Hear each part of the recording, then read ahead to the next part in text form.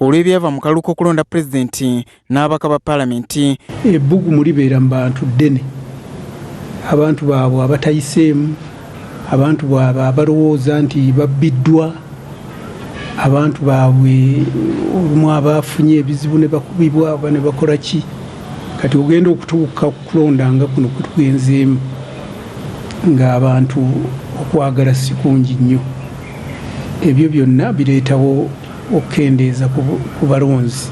Ye ssentebe wa disitulikiti wa Kiso Matiya Lwanga bwanika obuzibu obutadde gavumenti obutasoosowaza lunaku okulonda kwa gavumenti ez'ebitundu lwe kubaawo. Ekyokulabirako ekitono buli muntu kyeyandadde alaba kyekyokuba nti kakati twabadde mu kulonda kwa pulezidenti n'ababaka ba paalamenti. Pulezidenti yagabye ennaku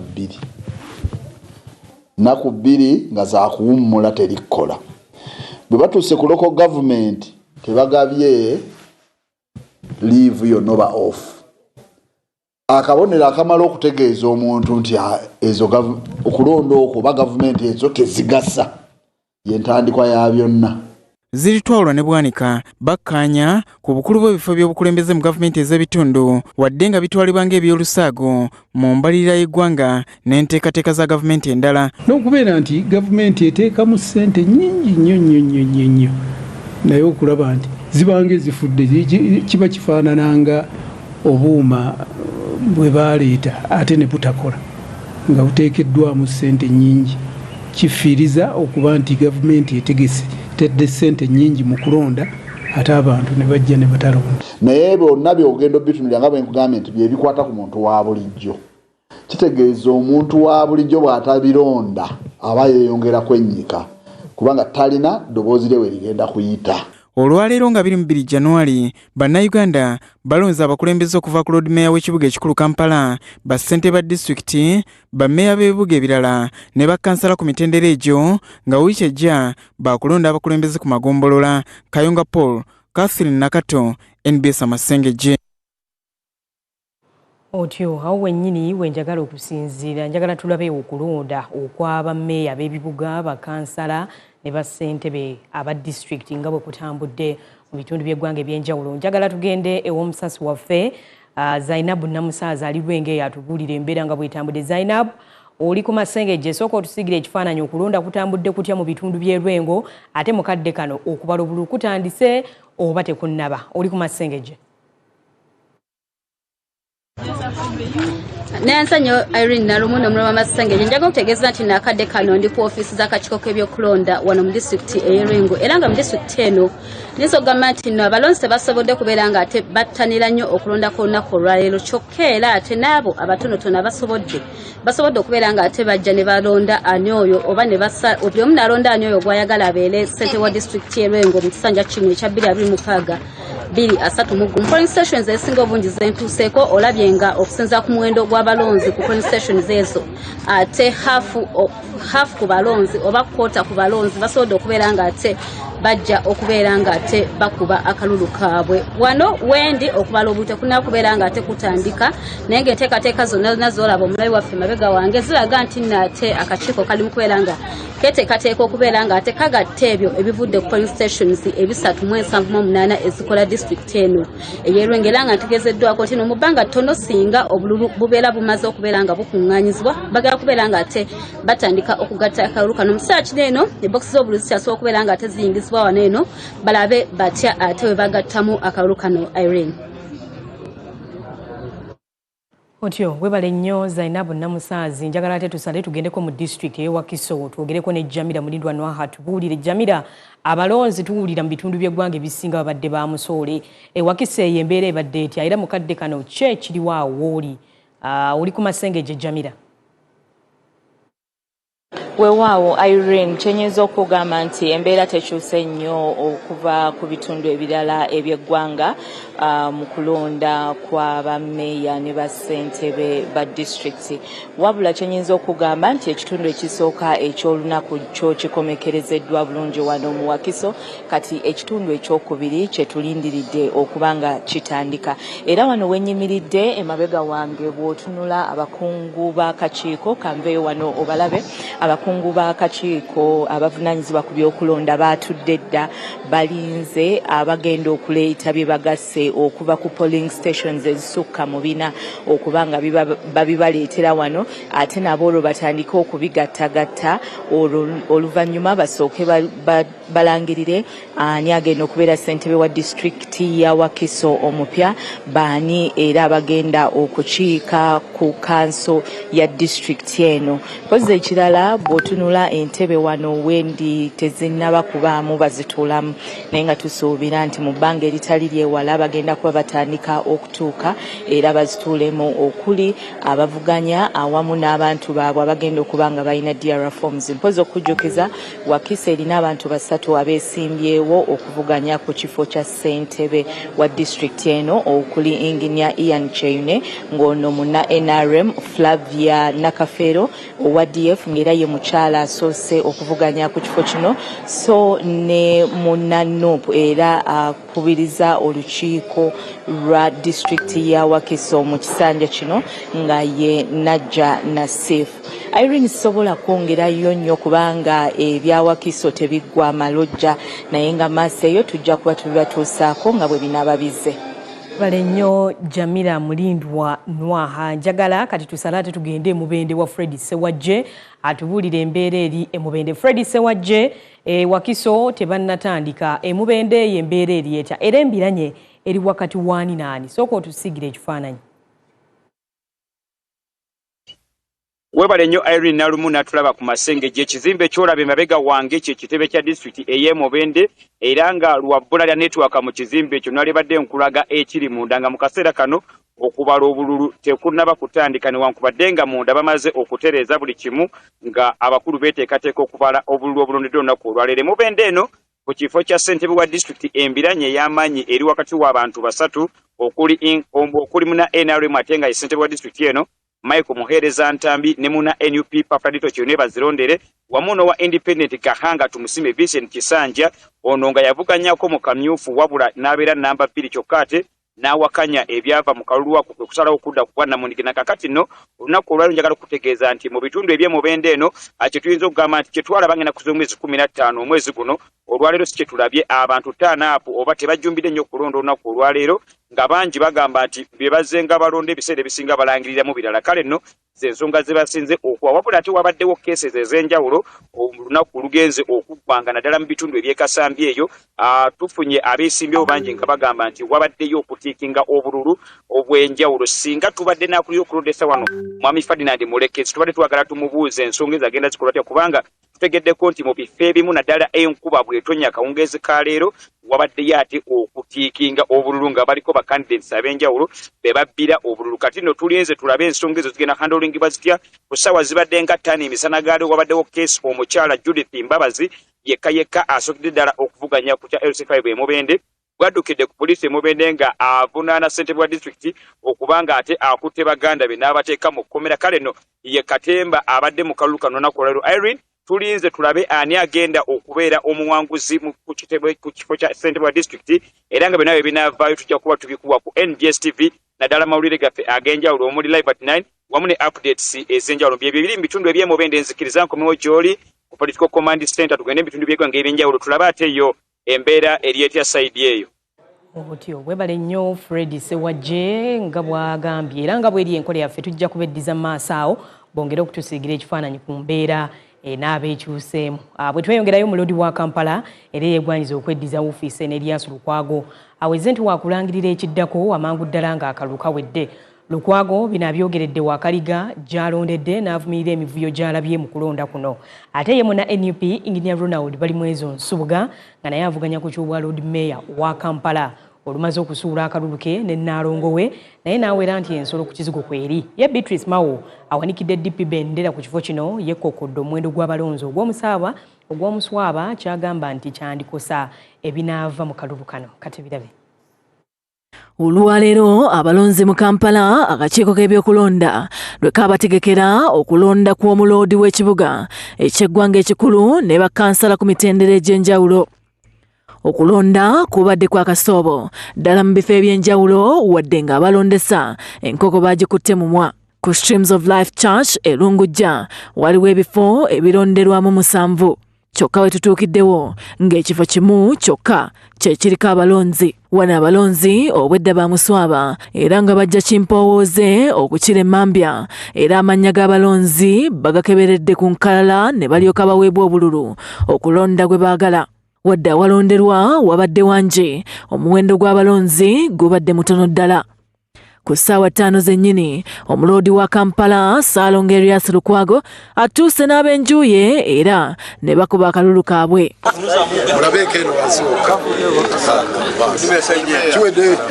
Lukwago yennyamidde olw'emivuyo gy'anokoddeyo egyetobese mu kulonda mwategeerezza nti n'abamu ku ba agenti be bakubiddwa bayaaye wakati mu kibuga ekitaataaganyizza akalulu. Of course tuwuliddeyo incidents ezimu ezikyatutawaanya ekigenda maaso awo ku polling stations ezimu gya Batigamba ekigenda maaso ku Gwanda ekigenda maaso awo ku Ham Stadium awo wonna awo ekifo ekyo ttiimu zange zempeerezaayo olutalo olugenda maaso situmanyi biddira. Waliwo ne ttiimu zetuweereza ku Bati Valley. Lukwago abadde mukakafu nti newankubadde okulonda kubaddemu ebirumira nkuyanja akalulu wakukawuuta buva. Tubi lye tulina ttono tukeetabamu nga bwe mukalaba era bingi bye tugenda okulangirira nga okulonda kuno kuwedde. Ate yo mukyala era awanikidde DP bendera ku bw'omuloodi w'ekibuga Kampala Beatrice Mao ekisinza okumukuba enkyukwe be balonzi ab'omuswaba abeetabye mu kulonda kwa leero nga bakunnumba ne bba Robert Mao baaniriziddwa ababaddewo era Beatrice Mao n'alonda. Yadde ng'ategeezezza ng'akalulu bwe kamukamudde abadde mukakafu nti ensolo ku kizigo kweri. Omulimu gwange ngukoze, meseji yange etambudde, abantu bawutegedde kikyendi kikyensobola okukola n'olwekyo ebirala byonna ngenda birekera ab'obuyinza ababirimu babitambuze ekinaavaayo kyonna era omutima gujja kusigala nga nkyayagala okuweereza abantu bange. Ate ye Ssaalongo Nsubuga Balimwezo alondedde Nakawa era mu kujja awerekeddwako mukyala we. Balimwezo ategeezezza nti olw'okuba yasinga okutegeera ebizibu bya bannakampala mukakafu nti ekinaava mu kabokisi kya kumutuuza butereevu mu ntebe y'omuloodi. Era nzize kulaba nti ntumbuula n'enzijjayo bannakampala okuva mu tubire balimu. Nzize n'obukulembeze obugenda okubeera nti bunyiikiza empeereza mu bantu. Kampala azaafugibwa ab'oludda oluvuganya kyokka nga Democratic Party yasinze okwegazaanyiza mu ntebe ya mmeeya. Bukyanga-teeka lya Kampala likyusibwa Erias Lukwago ye yekka eyakatuula mu ntebe y'omuloodi w'ekibuga ekikulu Kampala. Shamim Nabakoza, Ramson Muhire, NBS, Amasengejje. Mu bitundu by'eggwanga ebitali bimu abalondesa baakedde okukunkumalira mu bifo ebironderwamu nga balinda abalonzi okugenda okulonda abakulembeze ba disitulikiti n'ebibuga ebinene. Ekyewuunyisizza awamu ebyuma ebyagaana okukola mu kalulu kali ak'obwa pulezidenti n'akabaka ba paalamenti ku mulundi guno bikoze nga tewali abyegayiridde wadde okubiwembejja. Obudde obukedde okwagala okufuukuuka tebulobedde balondesa kukeera mu bifo bironderwamu mu disitulikiti y'e okukola omulimu gwabwe. Abalonzi beeno balabika basoose ku gyabwe anti abasoose batuuse ku ssaawa 4. Ekyewuunyisa eno obuuma obwagaana okukola mu kalulu k'obwa pulezidenti n'ababaka ba paalamenti bukoze tewali abwegayirira. Obuuma bwo butukoledde ddala bulungi okusinziira ku mulundi guli abadde akaggulawo tasanze kusoomozebwa kwonna. Abisetinze bulungi ate naffe ne twetegeka bulungi. Ababadde bavuganya buli omu abadde yeewaana nga bw'agenda okuwangula. Ekyo sirina kubuusabuusa nti akawungeezi ka leero bunaagenda okuziba nga Lubega Bazoonoona ye muwanguzi wa Lwengo District owa LC5 226-231. Eby'Erengo tebyawukanye n'eby'Ennebinga eno nayo obuuma bulaze eggonjebwa mu kulonda ssentebe wa disitulikiti n'olukiiko lwe. I want to appreciate that today again all our machines, BVAK machines, are working so well. I've moved to about 14 polling stations. You have registered a 0 case of a challenge with the machine. Eruweero mu bifo byonna gye tutuuse abalonzi babadde bakulinda era tebaweze. Bakira buli atuuka yalonda n'addayo ku mirimu gye. wadde nga babadde batono batubuulidde nti akalulu kano babadde bakeetaaga nnyo. Ng'ogyeko abantu abakimanyi nti akalulu ka local government ka mugaso gye bali, abantu abasinga tebagenda kudda kulonda naddala opposition. Kino kirekawo opposition kitegeeza local government NRM egenda gibutikira. Akalulu tebanakajjumbira nnyo, ndowooza abantu tebasuubira kuba nti bajja kumala kukolako balyoke bajje balonde. Nga bwe bagamba nti omulirano gwokya 2 Nakaseke nayo abalonzi babadde bamuswaba ddala. Eno abamu ku bakulembeze basabye gavumenti erowooze ku ky'okukyusa ennaku z'okulonda. Ndowooza n'alisabye gavumenti going forward ennaku zino oba zonna tuzifuulenga public holiday, ate tulondere kumpi na kumpi. Tutandika okulonda olwokusatu, olwokuna tulonde bano, olwokutaano tulonde ab'emiruka, byonna tugwe bagenda okulanga president ng'okulonda tuwedde. Ate mukono wadde okulonda kutambudde bulungi mu bifo ebisinga, wabaddeyo vaawo mpitewo mu bifo ebimu omubadde Kazo, Sayi, Mpunge Church ne Kiwafulu Teega mu ggombolola y'Empunge. Abalonzi bwe bavudde mu mbeera ne basamba obubookisi nga balumiriza omu ku babadde mu lwokaano lwa ssentebe wa disitulikiti eno okugezaako okubba obululu ng'akozesa ab'emmundu. Kubanga tuba nga tuli mu kulonda kwa mazima na bwenkanya, abantu ne bajjamisa nattuku nga bajje bakalakala n'emmundu ne bamba ba agent n'abasirikale babadde ku polling station ne badwandika okutikinga olulumisa nattuku nga n'abatuuze bonna balaba bannange eggwanga lyaffe ligagawa. Twagala okwebaza poliisi ezze naye wejjidde nga obudde bukoze eki buyise nga bakabba polling station 6 naye nga bagobako bantu. Embiranye ey'amaanyi ku kifo kya ssentebe wa disitulikiti ey'e Mukono ebadde wakati wa munna NUP Johnson Muyanja Ssenyonga ne munna NRM Lukooya Mukome eyakulemberako disitulikiti eno. Sulaiman Sebuggwawo, NBS, Amasengejje. Okulonda bwe kutambudde mu district y'e Mukono. Njagala mukadde kano tusale tugenderewo Nakawa tumanye ate mu Kampala wano okubala obululu kwatandise dda okwabavuganya ku kyobwa Lord Mayor banedda. Ramson Muhire oli ku Masengejje, tubuulire kiki ekiri Nakawa w'oli mukadde kano. Nalumuno omulabi wa Masengejje Nakawa abakakiiko k'ebyokulonda bateeseteese dda era bategese dda okutandika okubala obululu bwa Lord Mayor bakansala abagenda okukiikira KCCA okwetula Kampala nga bwe bitambudde division ennya zone 5 ezikola Kampala bagenda kubanga obululu obwo babuleeta mu kifo kino naye negatiddwako atakuli ebyokulonda mu Kampala ky'obutungi Jennifer njagala atunnyonnyole mutandise musuubira kutandika sawa meka waliwo bwatuuse oba nabo butuuka sawa nga meka? Okutandika twatandise dda, twatandise sawa 10 ez'ekiro nti twabadde tuli ready ne materials zaffe ne tuzitwala ku polling stations. By sawa 12 buli polling station yabadde ino obululu bwayo.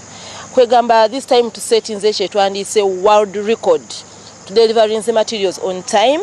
Abantu babadde very organized nabo babaddeyo mu budde balonze bulungi, akalu kabadde transparent free fair nga buli omu waddembe okujja n'alonda bye bagamba nti kutiisatiisibwa tekubaddeeyo.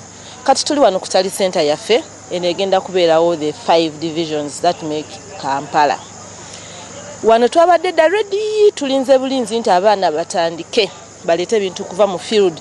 Olutuuka wano nga tutandika okubisoma n'okubitaalinga n'okubideclaringa. So kyetulinze kyekyo mbu abali mu field naye ffe nga wano nga tali center buli kimu weekiri buli kimu kibaddewo on time. Okubala kunatwalanga budde bwenkana ki ojuzi bali ekolo ne bamalayo ennaku ne batandika n'okuyomba. Kyenva nkugambye ku luno tusetinze ekitwandise world record nti buli kimu tukikoze mu budde bwakyo era n'okubala tukusuubira okubeera mu budde bwako. Kasita bituuka wano nga tutandikira okukola ki okubigatta n'okubirangirira okubigatta n'okubirangirira era bw'otunula mu background yaffe emmotoka zitandise okuyingizaamu ki kuyingizaamu ebintu kati olujja tugenda bitegeka nga parish wejula nga tugisoma bwe tumanya nti ekyo ekifo tumaze okisoma nga tukirangirira era tusuubira enkya webukeera nga twavuddewo dda.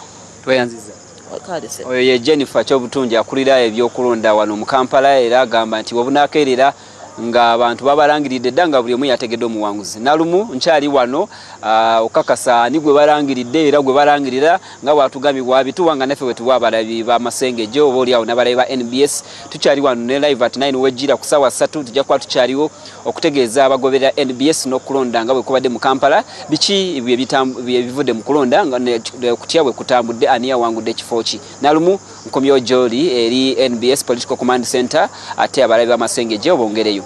Webale nnyo Ramson Muhira tusigidde bulungi ekifaananyi ku kiri awe Nakawa era tujja kuba tumuddira twagala okumanya ani olebya munne era obululu bugenda kutandika ssaawa muka okubalibwa byonna tujja kuba tubikubuulira tukomawo n'ekitundu ekyokubiri toseguka tuwummula mu katono nnyo.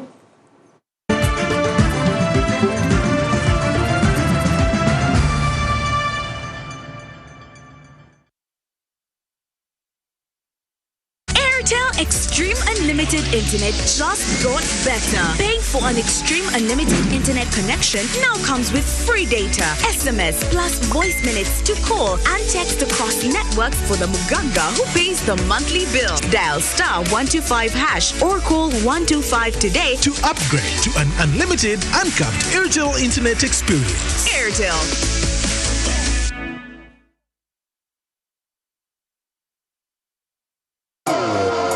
New Tusker Premium Cider.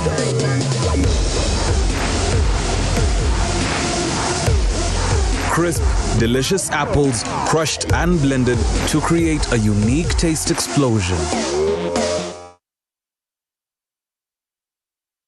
Starting with 100,000 shillings, you begin building real financial strength because wealth doesn't just happen, you build it. And the ones who start early end up ahead. Every deposit, every month, every little increase. This is how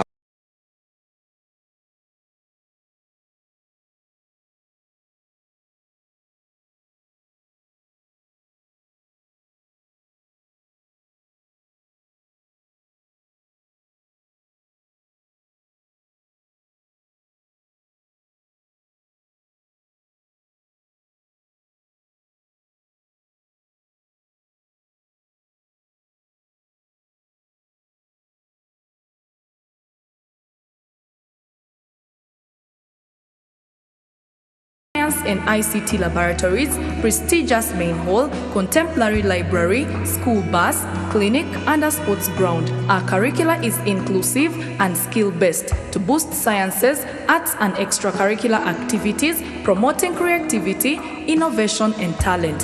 Vision for Africa High School will surely mold your child into a competent citizen. Born to win, our Father is the God.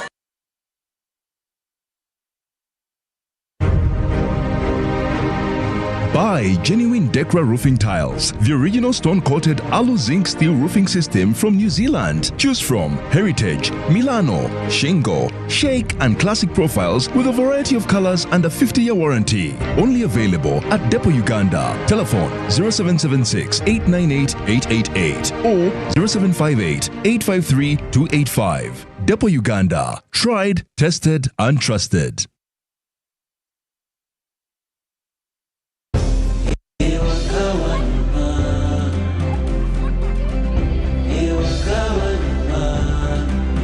Tukwaniriza waka eri ebisanyusa.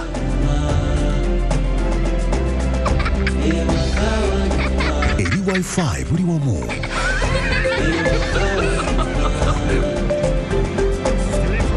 Eri speedi za internet eza waggulu. Eri obukuumi.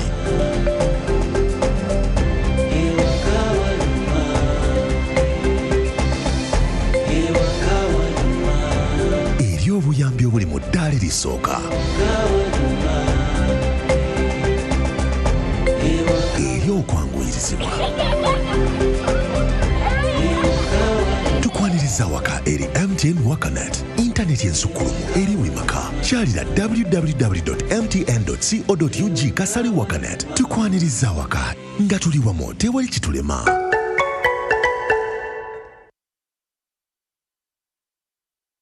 Be classic by turning every wash into freshness with Classic Detergent Powder, the high-performance washing solution for all your laundry needs. Toughest on stains, gentle on your hands, and keeps your clothes looking fresh and bright. Enjoy the long-lasting freshness of lavender and lily fragrances. Classic Detergent Powder is affordably priced, giving you unbeatable quality at a price you will love. Customer formulunji, byara mu class ng'okozesa sabuni waffe owobuwunga Classic. Genda ku dduuka lyonna erikuli okumpi oba supermarket osabe Classic Detergent Powder. Classic Detergent Powder, experience a burst of freshness. Distributed by Chopper General Enterprises, located at shop number 3, Rafik Building, Chikovo, Kampala. You will always know when you're in the presence of the finest. It's like time slows down, just enough for you to feel everything in full flavor. Just Kamut Lager. Alcohol is not for sober persons under 18. Please drink responsibly.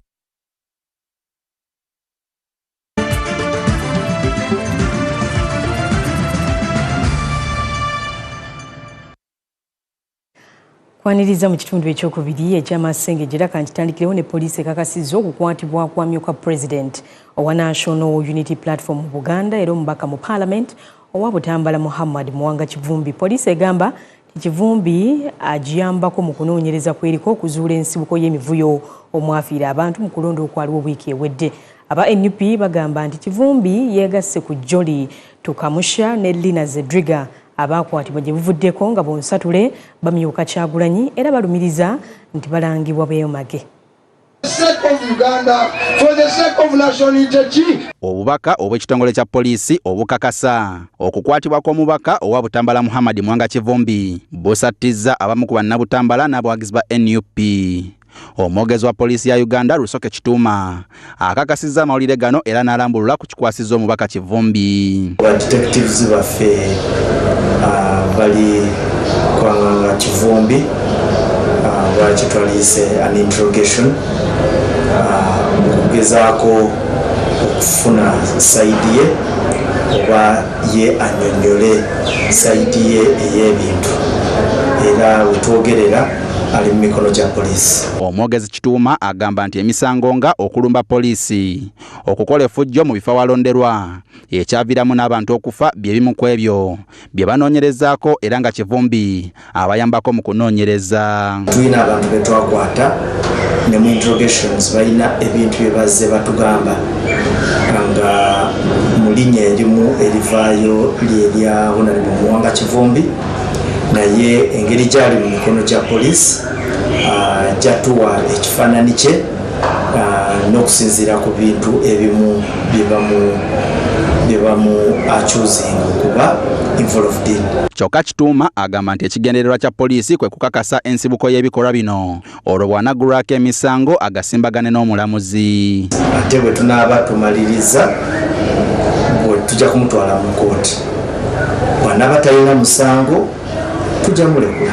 Omwogezi wa NUP era akulira oludda oluwabula gavumenti mu Parliament Joel Ssenyonyi alaze obwennyamivu olw'engeri poliisi gyekwasisa amateeka ng'ekwata ab'oludda oluvuganya. Twagala bwenkanya ku bantu bano tebajja tubuzaabuza tetujja kikkiriza ekyo bajja kwebuzaabuza omusango bagezeeko guteeka ku Honorable Muwanga Kivumbi naye ffe tuba bangi obwenkanya. Ssenyonyi era akukkulumidde ab'ebyokwerinda olw'okukwata kumpi abamyuka ba President wa NUP Robert Kyagulanyi Ssentamu bonna ng'omubaka Muwanga Kivumbi yeegasse ku Jolly Tukamushaba okuva mu bugwanjuba ne Lina Zedriga okuva mu bukiikaddyo. Eno nga tunnagenda nayo tulina abantu abaasibibwa nga tuli mu kalulu kali akaggwa myaka 5 emisango gyabwe tegitandikanga tebabawozesanga naye mubalemeddeko mugamba bano bazze emisango egya naggomola obujulizi buliwa tebuliiwo mubatekale kakalu ka kooti tekikoleddwa kati twataddeyo omusango mu kooti ku bantu bano Deputy President Western, Northern, ne Sebufu nga tugamba kooti eragire gavumenti abantu bano ebaleeta oba balamu oba bafu. Tukyalindiridde ekiragiro kya kooti. Poliisi eganya okwatuukiriza omubaka Muwanga Kivumbi wabe bamukuumira so nga n'aba NUP bagamba nti n'abasooka okukwatibwa tebatwalibwanga mu kkooti oba okulambulwa ku misango egibavunaanibwa.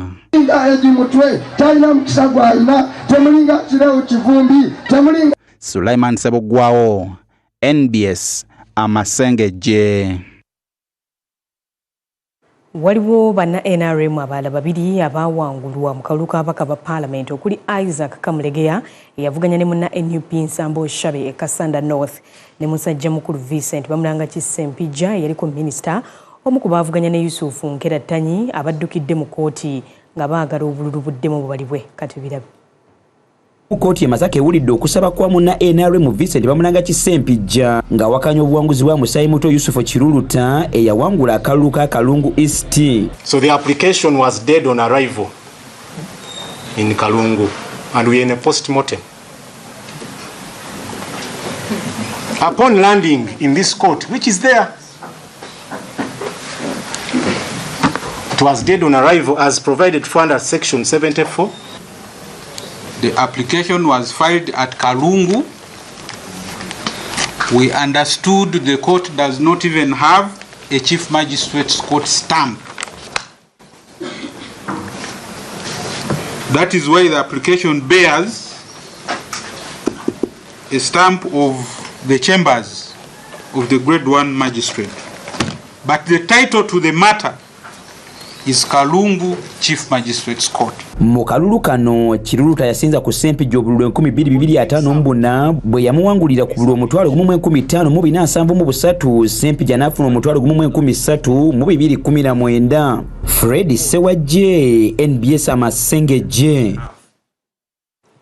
Ate abadde omumyuka wa Ssaabalamuzi Dr. Flavian Nzeija alondeddwa nga Ssaabalamuzi w'eggwanga omuggya era ne Parliament nemusunsula mbagirawo okudda mu bigere bya Alphonse Owiny-Dollo eyawummudde oluvannyuma lw'okwezi emyaka 7 egyessalira.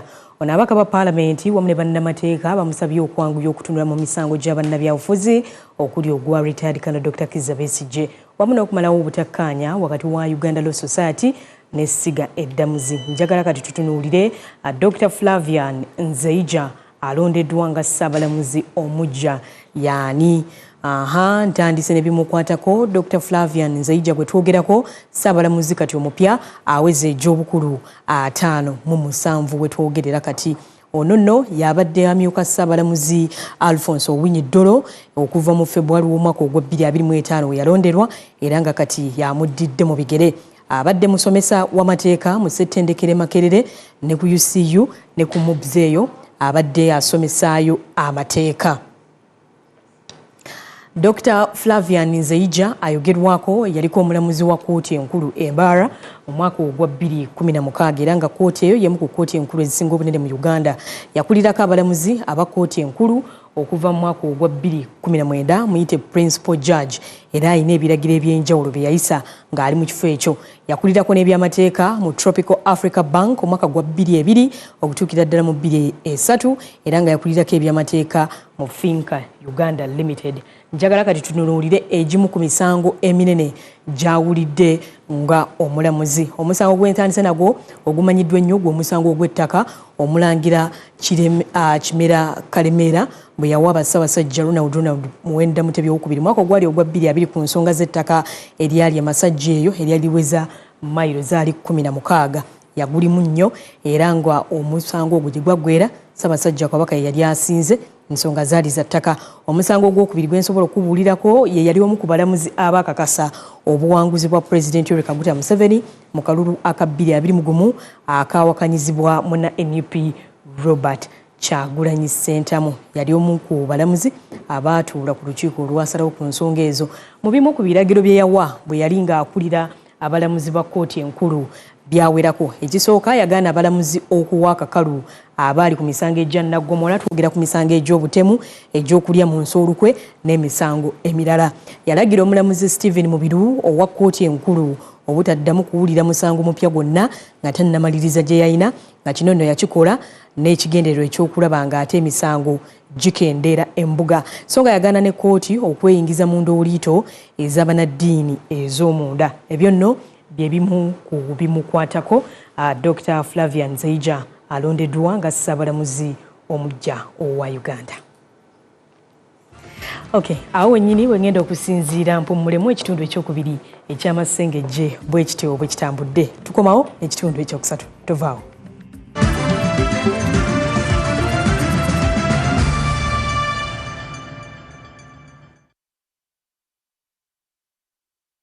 There is a new era of elegance and it begins at your event. At Penno Events, we have upgraded with fresh, modern, stylish event pieces designed to transform any space into a masterpiece. From luxury tents to elegant furniture to premium mobile washrooms, hand wash stations, lounge sets, parasols, wooden chairs, modern chair set,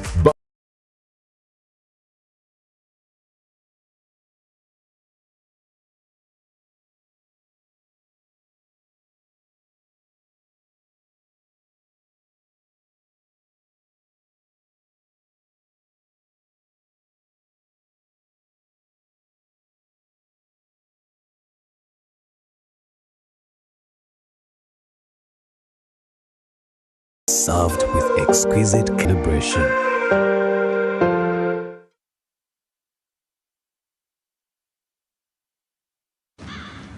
Today is a good day to draw up a new play. So start something. Make your move and get in your groove. Do it for the gram. Do it for the culture. Be loud. Be extra. Be a thinker. A light eater. A Tusker light drinker. Start something. Turn on your lights. Tusker lights.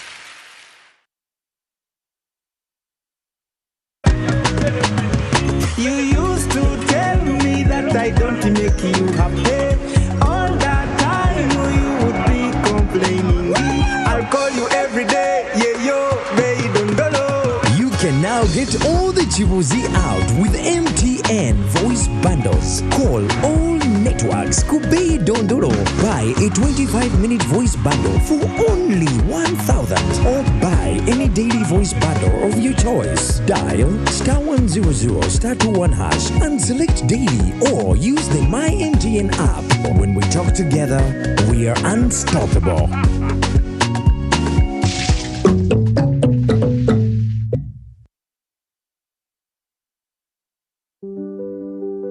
We all set goals for the day, whether it's keeping healthy or staying on your hustle, serving your customers better or working harder for success. Choose the water that energizes you to achieve your goals every single day.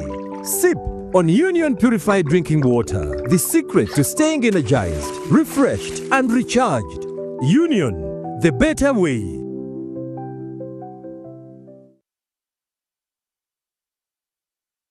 Hey travelers, are you a family gearing up for that big vacation, a hustler working abroad coming home, or your squad chasing sunsets and passport stamps? It's time you lock in. Say goodbye to long airport queues, shocking roaming bills, and the stress of hunting for local SIM cards, because now you can travel like a local. Stay connected in over 180 countries. Just scan, tap, and boom! Instant data the moment you reach your destination. Get your Rogue Travel eSIM today at travel.roguetelcom.co.ug. Contact us on 020 500 123.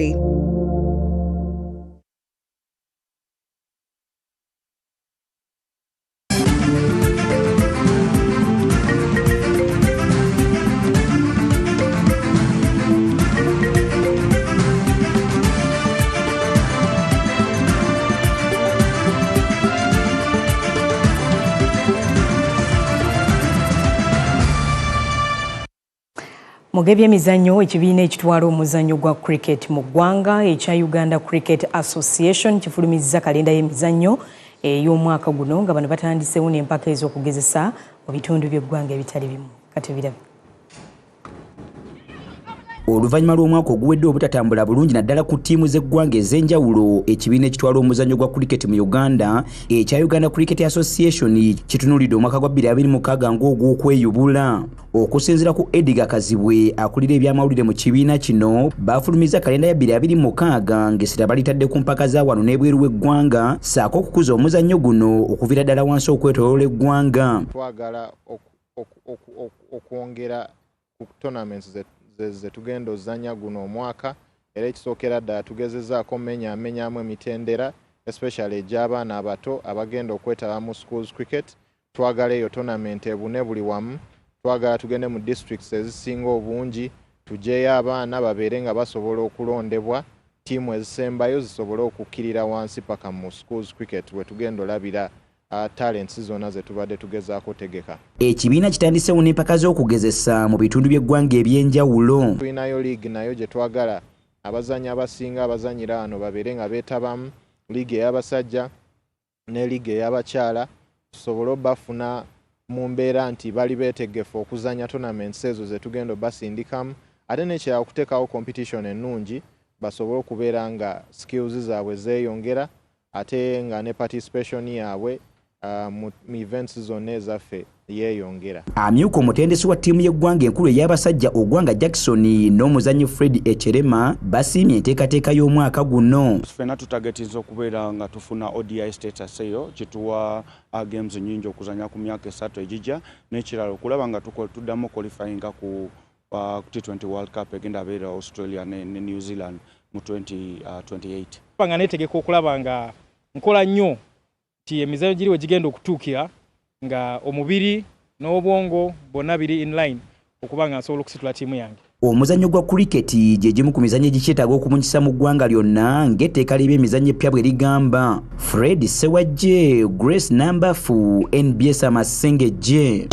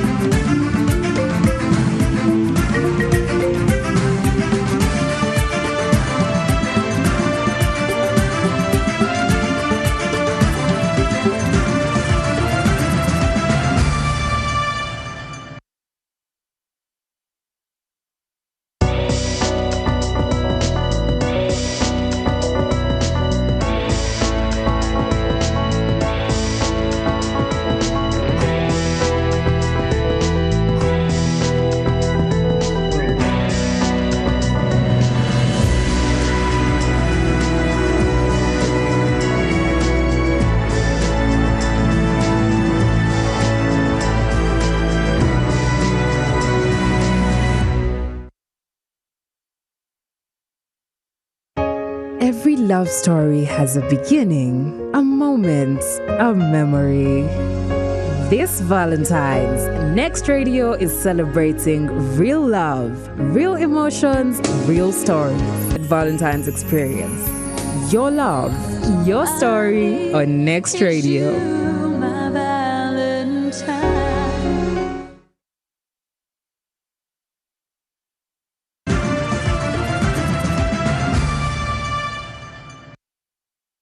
Amasengejje ag'olwaleero bwe gatyo bwe gatambudde tujja kuddingana olumundi ate omulala nze Nalumu Irene Olivia Bulega yali ku lulimi olw'obubonero.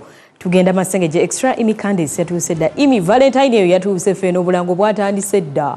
Tolaba ne kkala ze twambadde. Newaffe tuteekateeka badde naatera okugamba nti obuzizzako ka black obeere ng'okoowoola olunaku olw'omukwano mu nnaku z'omwezi 14. Tutwale Amasengejje extra gye tweyanzeege kkiriza abantu mbeere nga mbatwala mu Masengejje extra olunaku olwaleero kansubire nti musiibye bulungi twogera mukwano kuba omwezi ogw'omukwano tegutuli wala imikande sigabanya gange era Masengejje extra golaba essaawa eno kkiriza nsooke nkuwe ku bitu byetteekateeka mu Ankat Kalakata ku ssaawa 2 ku Sanyuka TV olw'enno gye olabe bitu byetteeseteese Masengejje extra olunaku olwaleero. Abange zaabuuza omukulu Lwasa Mayinja yali mu nsiko kikaaki. Omuntu yalwana n'ombuuza ekyo gwe. Lwasa kyandibanga ensiko gye yasavingiramu gavumenti tetugijjukira n'akasonda ke yalimu tetukalaka. Zidi veterani ssebo. Nangoba mu maaso ge. Twatwogerera oluvannyuma lw'okuba tebakyamujjukira mu bakadogo ne wano wetwogerera bazzamu ne bamugoba mu maaso g'omukulembeze akolima bitya. Ena mulinze amaliriza okuwangula yawangudde ajja munnyonnyola ebizibu by'alina. Lwasa enkuba ekukubye left right and center. Abesefusi temwabalaba mmwe nga bankutte. Tebyo n'ebisingawo tubisee kwandika tikalakata ekyo kyowero nga tukalakata. Kiki ddala kigenda mu maaso mu bulamu bwa Lwasa ddala datinga Uncle Chumi. Oba nedda. Atwala eri naawe bisintombo yaba yakisiru. kakati nno tuwerewe okufuna ka head aid go wena wena alumizibwa omutwe.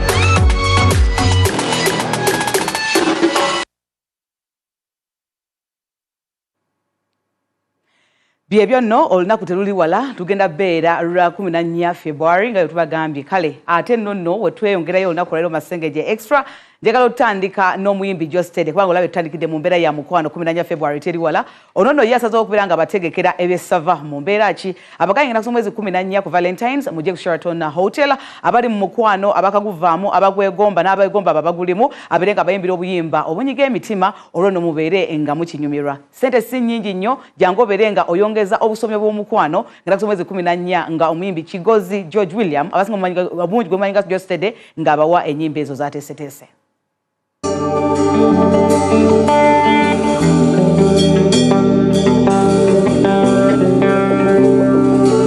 Mukwano bagala biri ebintu by'omukwano bibuzabuza buli kasimu lwenga kubako bamikwano jonga munsekerera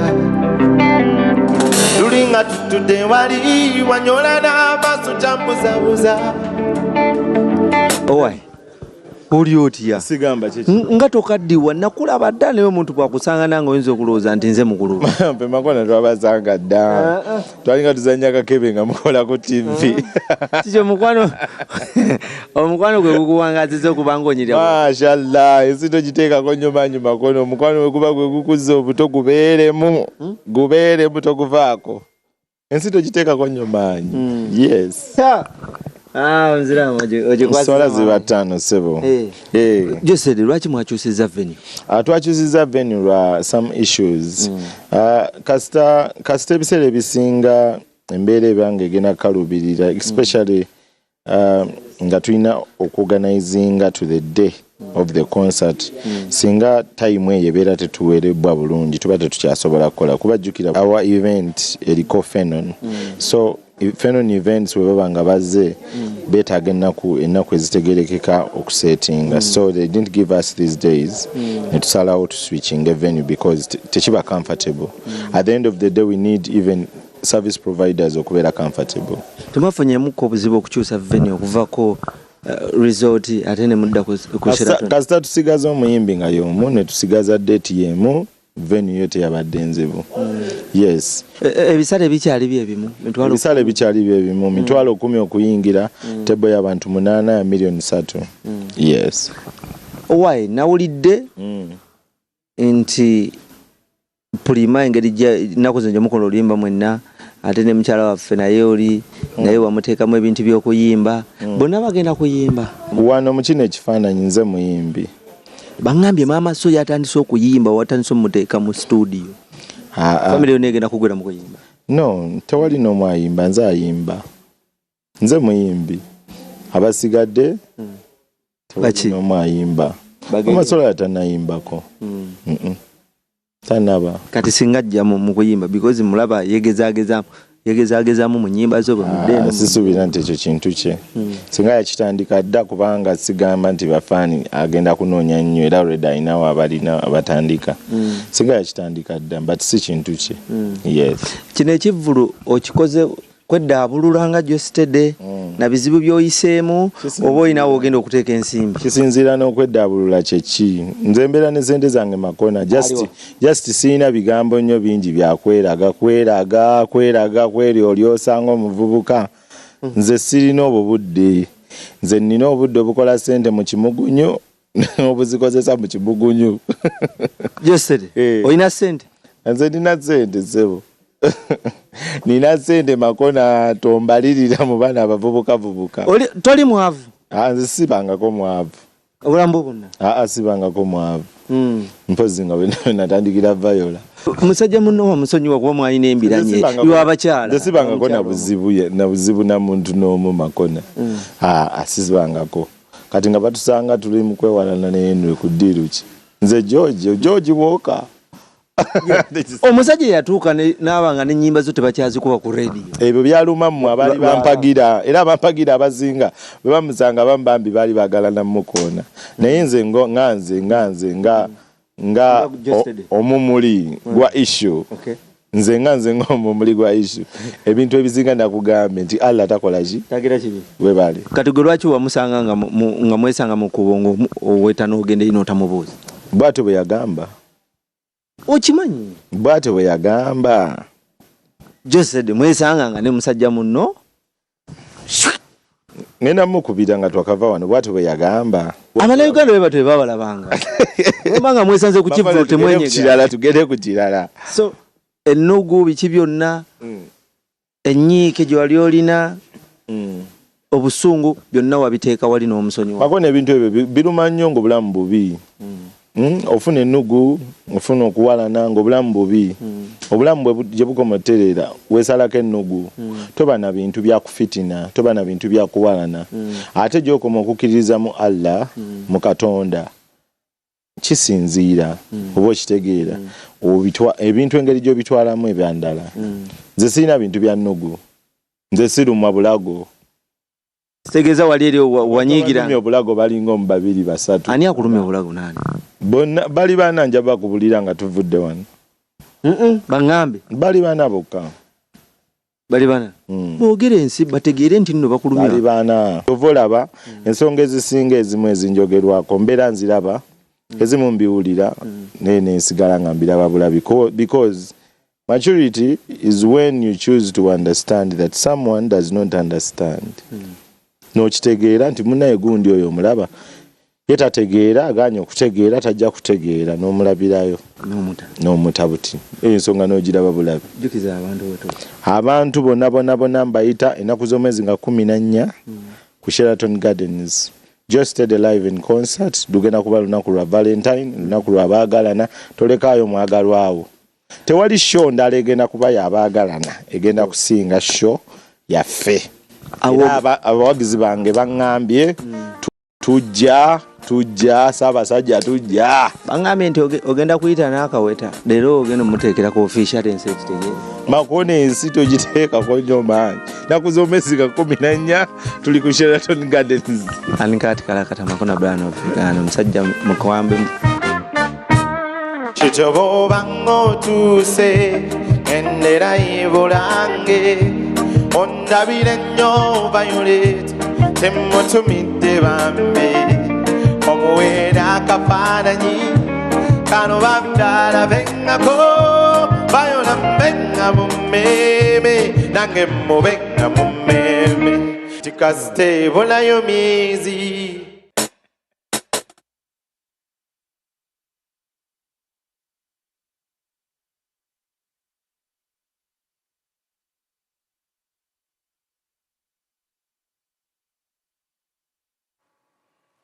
kale no munnange byebyo nze njize kimu nti sente zikole mu kimugunyu era ozisasanye mu kimugunyu ne gaba magoba ga sharing mu kimugunyu awo no Amasengejje extra gakumye olunaku olwaleero nsigadde nze Imikande tukolagane ku Sanyuka TV wamu ne Sandra Lian nga tukuwa biki ebifa mu nsi ey'ebyamasanyu.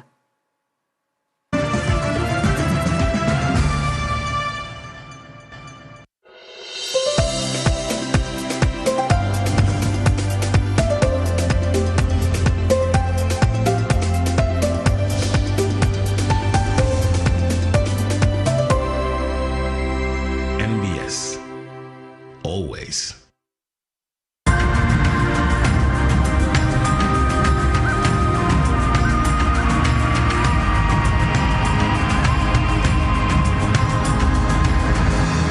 Brought to you by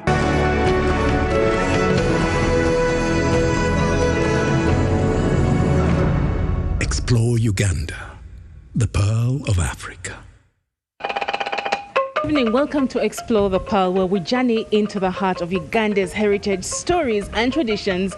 I'm Linda Ndumwami, and today we take you beyond landscapes and wildlife into a living tradition that clothed kings, marked milestones and stood the test of time. Backcloth, from its deep historical roots in the Buganda Kingdom to the careful hand.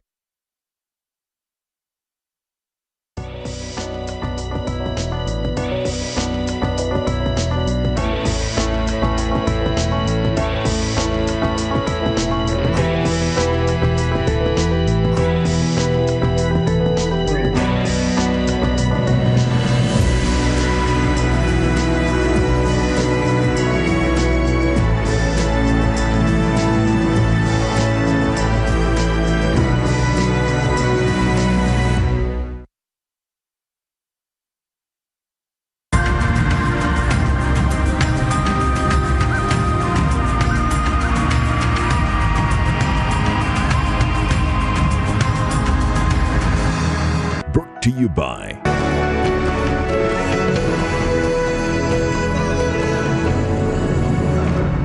Explore Uganda, the Pearl of Africa.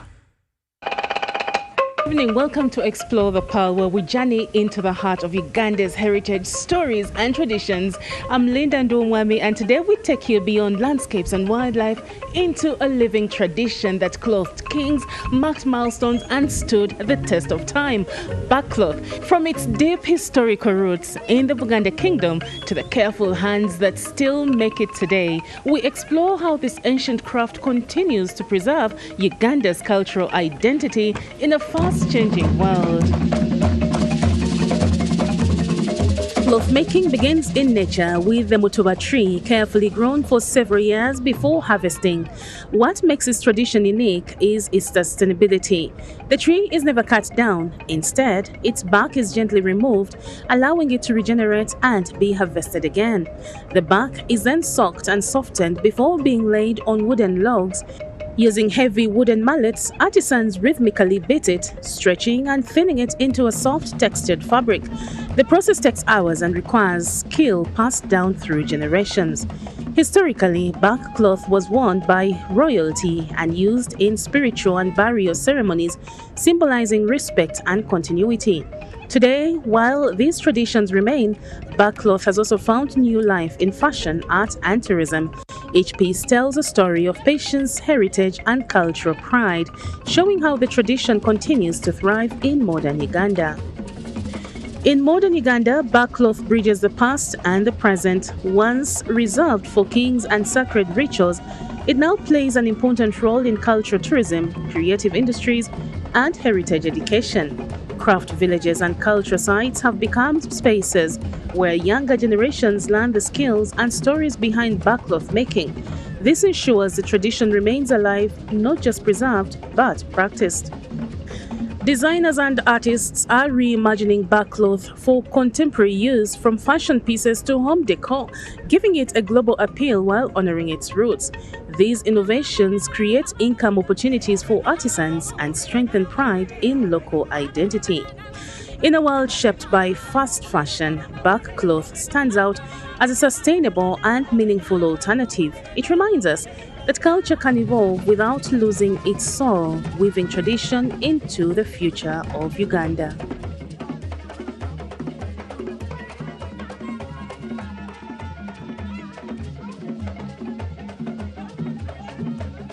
So thank you so much, Sarah, for joining us here on Explore the Pearl. My curiosity, though, is why were you inspired? What, pushed for your inspiration to turn to bark cloth to incorporate it into your designs and fashion? Yeah, my background is art and design, my education background, and my childhood growth is fabric manipulation, sewing, and that because of my mother, I suppose, and have field of exploration of work, fashion and design. So when I studied art and when I completed my degree, of course my research during my study of art was fashion as well at undergraduate, the research, the climax of the study. But when I went to work in the field, my first job was in a fashion house, but then I also had part-time work in an art gallery. And when I went into this art gallery, I was attending to the boutique, the craft boutique. And in the craft boutique, there was a lot of material that was exotic. In other words, it was imported into the country. We were selling cultures, that traditional culture that were not Ugandan, coming from all over Africa, and it was owned by these Canadians. And I kept on asking them, why is it that we're not selling Ugandan? And then the communication that you see Ugandan artifacts are not telling a good story. They're not the beautiful people are not responding to them in that regard. And this was towards the end of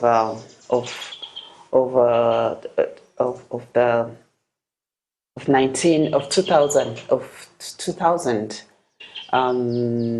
It was close to the millennium, the climax of the millennium, 2000 in that time, and so I kept on wondering why I kept on telling the story and not even telling it effectively, because I would talk about the Kuba cloth, I'll talk about the kente, I'll talk about the kente from Ghana, the Kuba cloth from Congo, and I'll talk about the cheesecloth from Ethiopia. I kept on telling those stories, and then the cassava batik from south, somewhere towards the south. So it was disturbing me as an artist, and so I realized that there was a gap of Uganda, because I was working with fabrics and I wanted to also celebrate our fabric. So I identified backcloth and did my research about backcloth, because I had been trained to do research. So I had that capacity to do research. And then while in there, I started working on backcloth when I discovered that what was on the market is not interesting for them. True. So I started thinking in that regard. So when I left work, I didn't work there long. I left, I think, because my brain was bubbling.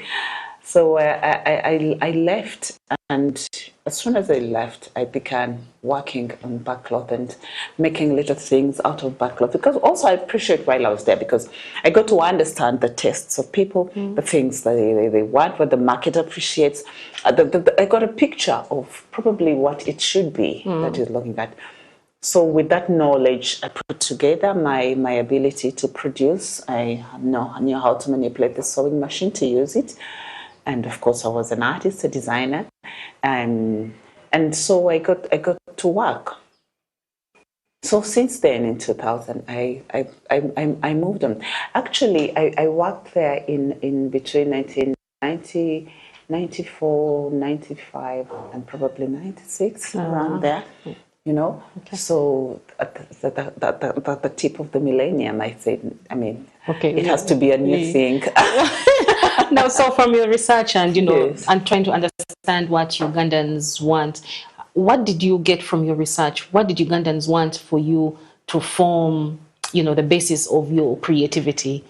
They really wanted, and it wasn't the Ugandan market that I was targeting, really, because at that space it was not the Ugandan market. It was the expatriates, tourists. That was our agenda. They're the ones at the time who appreciated art, design, and heritage that is transformed into a contemporary form. So what was there is that how does art heritage of an African culture survive in a contemporary space? So the tips I produced, I got were those. How can we transform the backcloth from what it was in the past, in the antiquity, and how can it survive? How can it prevail? How can it be appreciated in a modern space? So that is what I used: color, manipulation of the lines. How to use the lines, how to shape the product, and that kind of thing. Okay. Now, maybe you can shed some more light about, how you are using what you have learned so far, to keep the backcloth very relevant, to some of your target audience. How can you say the expatriates, how can then we use backcloth to also attract the local market? Today, even the local market has come up to appreciate backcloth, because I think as we have moved on, as we have evolved, the self has become also very important. I mean, your locality, your belonging, your identity. So people have evolved, they have transformed. So today, Ugandans also appreciate the backcloth, but also Ugandans, given the global nature that we are today, people are aware of the development that is going on around and are moving with trends as we evolve. You know, as we evolve, people get bored of environments and they want to pick on new things and new ways, you know. And it doesn't mean throw away, it means just a little transformation of what you have to make it prevail in a new way, such that you look at new things and you feel nice and you feel happy and you feel like, you know, you get a new life, you know, and away from the boredom of familiarization with an environment, you know, that kind of thing. So I'm not doing this only for expatriates and tourists only. And doing it also for the local markets as well. But you know, because of the global nature today, we are the same. We are the same. We appreciate the same lines. Technology might be fast to the other side, but it doesn't hinder the aesthetic from communicating, you know, across the same page. Yes. Okay. Now we know that the backcloth is deeply rooted in our Ugandan culture, in our history. How are you making sure that, much as you're giving it a modern twist, you know, you're still preserving, you know, the tradition, you know, that you know, it's revered with, much as you're putting the modern twist to it? Yes. How are we making sure to keep the tradition? How are we making sure to keep the tradition? I mean, the cloth is you know, it will always tell the story of its origin. You know, whatever. I mean, people will ask, where is it coming from? And then if you know the story, or with the internet today, you can look for it. You will always, it will always keep the story. I mean, it cannot change because that is the authentic story. So whatever you do with it, one thing that we have done is not to kill its eco-friendliness, its organic nature, you know, appreciate the beauty. How can we navigate to, you know, to give it that value, to give it that capacity, that ability for longevity, without destroying it? I mean, we've maneuvered, and as things develop, as scientists come up with things, as knowledge flows, as ideas come up with new knowledge, we you know, we move along.